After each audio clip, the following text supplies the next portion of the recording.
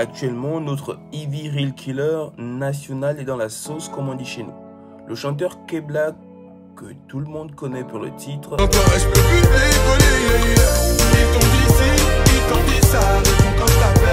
l'a littéralement humilié sur Instagram.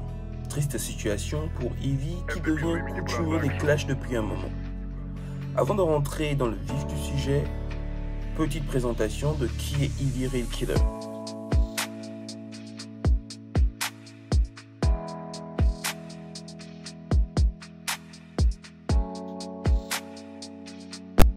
Le petit prince de la Hood, comme il se surnomme, a d'abord fait ses preuves avec ses grands frères de la banlieue nord, qui lui ont servi de mentor.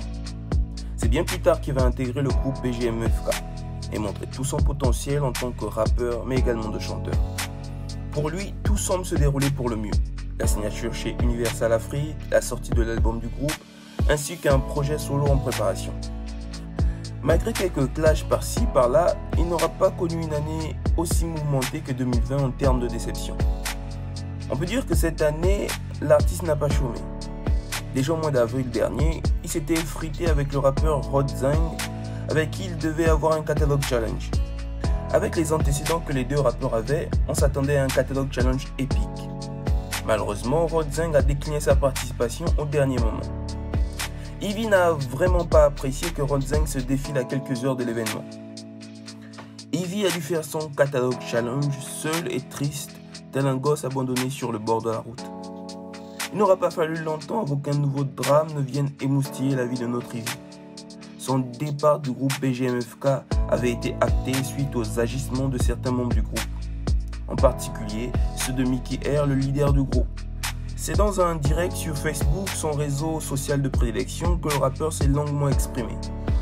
Il révèle notamment que le groupe allait mal depuis un bon moment déjà.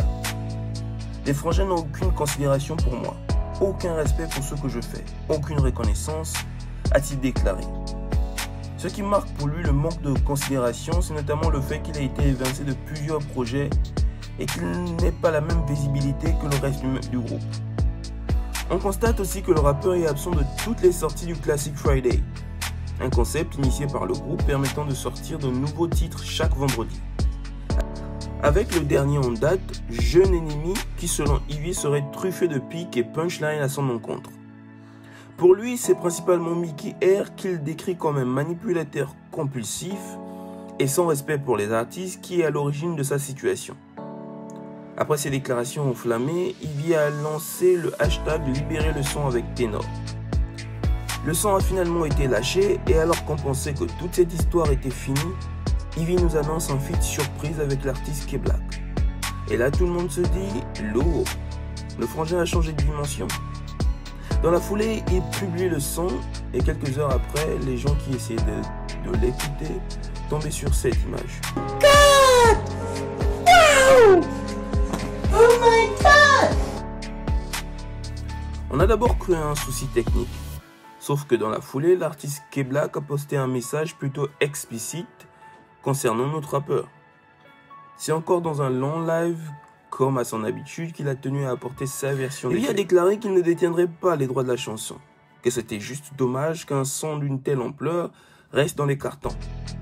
Il a donc décidé de faire profiter au monde entier la chanson. Mais c'était beaucoup trop tard, la rumeur de son vol de la chanson avait envahi les réseaux sociaux. Il y avait perdu en crédibilité pour la plupart de ses fans. Alors pour vous, est-ce des erreurs de carrière ou est-ce qu'il reviendra plus fort dans les jours qui arrivent? Je vous laisse répondre dans les commentaires. On se retrouve la semaine prochaine pour une nouvelle vidéo. C'était le Doc. Bisous bisous les rageux.